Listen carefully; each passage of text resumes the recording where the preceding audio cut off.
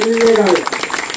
पण आमच्या गावातील काही प्रतिष्ठित पुढारी नेते मंडळी यांचा आग्रह असा होता की मुस्लिम बांधवांनी राष्ट्रवादी काँग्रेस पक्ष अजितदादा गट यांना पाठिंबा द्यावा आणि जाहीर प्रवेश करावा।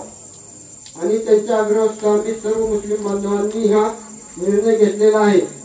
अजितदादा गट यांचा जाहीर पाठिंबा देत आहोत आणि जाहीर प्रवेशही करत आहोत।